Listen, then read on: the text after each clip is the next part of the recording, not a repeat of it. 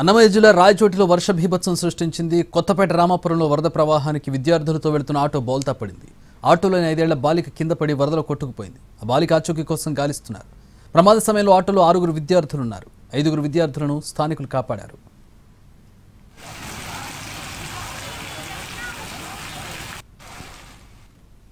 రాయచోటి మండలం గున్నిగుంట్ల సమీపంలో వాగులో పడి 3 గల్లంతయ్యారు. వారి కోసం పోలీసులు గాలిస్తూ ఉన్నారు. ప్రస్తుతం రాయచోటిలో వర్షం బీభత్సం సృష్టించింది. దీనికి సంబంధించి మరిన్ని వివరాలు మా ప్రతినిధి రమేష్ అందిస్తారు. రమేష్, ఏంటి పరిస్థితి? ఎట్లాంటి చర్యలు తీసుకున్నారు అధికారులు? గల్లంతైన వారి ఆచూకీ ఏమైనా తెలిసిందా?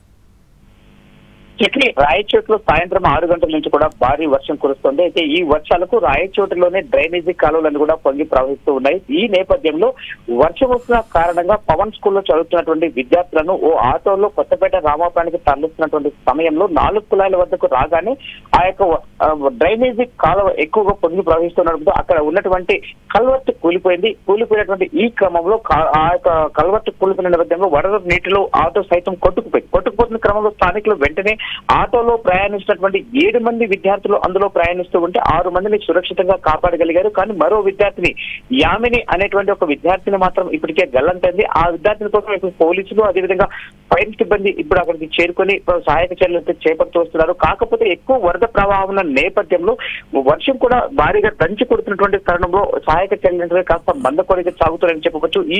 ఈ తతంగం ఇలా ఉంటే రాయచోటిలోని రేషన్ కాలనీలో సమీపంలో ఉన్నటువంటి గున్నికుంట క్రాస్ రోడ్ లో ఇదే విధంగా డ్రైనేజీ కాలువ పొంగి ప్రవహించి రోడ్డు దాటడానికి ప్రయత్నం చేసినటువంటి తల్లి బిడ్డ ఫస్ట్ కాలువలో అక్కడ కొట్టుకుపోయారు. అయితే గల్లంతయ్యారు. వారిని కాపాడడం కోసం ఒక 25 సంవత్సరాల యువకుడు వారిని కాపాడడం కోసం ఆ యొక్క డ్రైనేజీ కాలువలో దిగాడు. అయితే 3 కూడా ఆ యొక్క వరద నీటి యొక్క ప్రవాహానికి కొట్టుకుపోయి మరో ప్రదేశంలో శవాలుగా తేలినట్టు ఇప్పుడు ప్రాథమికంగా సమాచారం వస్తుంది.